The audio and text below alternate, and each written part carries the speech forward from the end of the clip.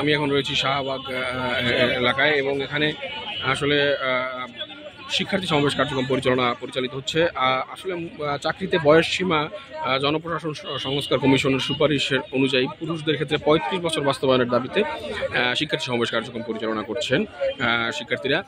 তো মূলত তাদের যে দাবি সেটা হচ্ছে যে চাকরিতে আবেদনের ন্যূনতম বয়স 35 করতে হবে, কিন্তু তাদের সুপারিশের পরেও সরকার কর্তৃক 32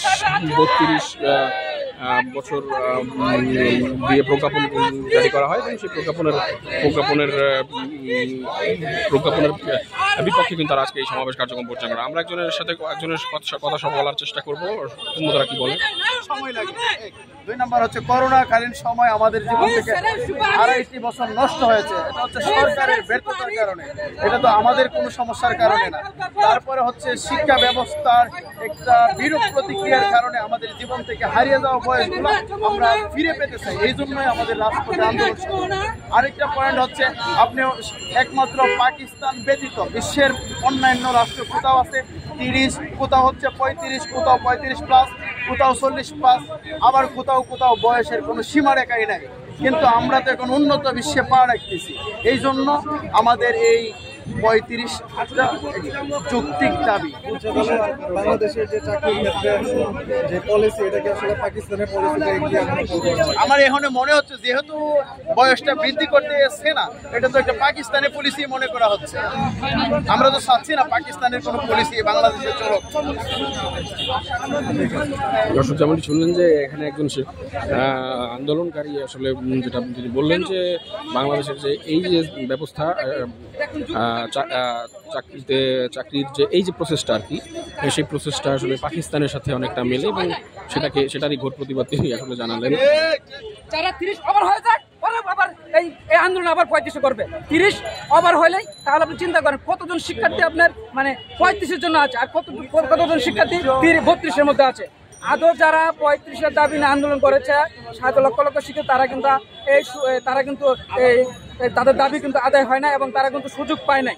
তাই আমার বিনীত অনুরোধ, এই ছাত্র আন্দোলন সম্ভব সরকার, এই বৈষ্ণবী আন্দোলন সরকার, আপনারা একসময় ছাত্র ছিলেন, এই বাংলাদেশের লক্ষ শিক্ষার্থীরা এই একটা তাদের যে সারা জীবনের যে অর্জন, যে সার্টিফিকেট অর্জন করেছে, তারা একটা ইনভিলিটির মধ্যে হয়ে আছে। তারা এখনো আশায় ছিল যে 35 সালে তারা মেধার একটা সুযোগ পাবে। কেননা বাংলাদেশের যেই প্রত্যন্ত অঞ্চল যারা শিক্ষার্থীরা স্কুল কলেজে পড়াশোনা দীর্ঘদিন তাদেরকে আশা ছিল যে চাকরির সুযোগ সুবিধা, সেটা অনেকে এটা সাফার হয়েছে। আর একটা দিকে চিন্তা করেন, আসলে যারা যেমন 7, 8, 9, 10 শিক্ষার্থী তারা কি আসলে কি এই সুযোগ পেয়েছে? পায় নাই। তা মূল লক্ষ্য তো ছিল, মূল শিক্ষার্থীদের সংখ্যা ছিল তো 35-এর দাবি, তাহলে কেন ওই দাবিটা মেনে নেওয়া হয় না? তাহলে তারা কি আসতে পারে নাই। তাই আমার একটা যেমনটি শুনছিলেন যে তারা আসলে 35-এর দাবি সেটাকে যৌক্তিক মনে করছেন, যে 35 বছর আসলে দাবি পাওয়া উচিত। আমরা আরো একজন শিক্ষার্থীর কথা শোনার চেষ্টা করব। আপনারা যে দীর্ঘদিন যাবৎ আন্দোলন করছেন চাকরিতে আবেদনের বয়সসীমা 35, কিন্তু সরকার সেটা 32 করে দিল।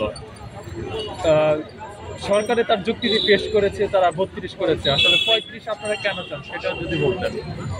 আসলে আমাদের 32-এর জন্য তো কোনো যুক্তি ছিল না। একজনকে বলতে দেন। 32-এর জন্য কোনো আন্দোলনও হয়নি, আমরা কোনোভাবেই কোনোদিনও কোনো 32-এর আন্দোলন কোনো রাজপথে ছিল না। আমাদের দাবি ছিল 35। সরকার আমাদের দাবিটা প্রত্যাখ্যান করে কোন অলৌকিক ক্ষমতা বললে যে 32 দিল, আসলে সেটা এখন অস্পষ্ট।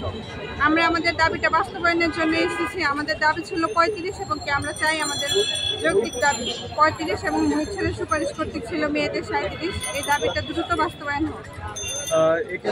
দর্শক যেমনটি আপনারা শুনছিলেন যে 35 এবং ছেলেদের জন্য 35 এবং মেয়েদের জন্য 37 তাদের যে দাবি সেটা আসলে দ্রুত বাস্তবায়ন করতে চাচ্ছেন, এমনটাই কিন্তু আমরা আসলে শুনলাম। তো দর্শক, এই ছিল এখনকার মতো শাহবাগ থেকে চাকরিতে আবেদনের বয়স সীমা, সরকারি চাকরিতে আবেদনের বয়স সীমার ন্যূনতম বয়স 35 এবং মেয়েদের জন্য 37 দাবির আন্দোলনের সর্বশেষ।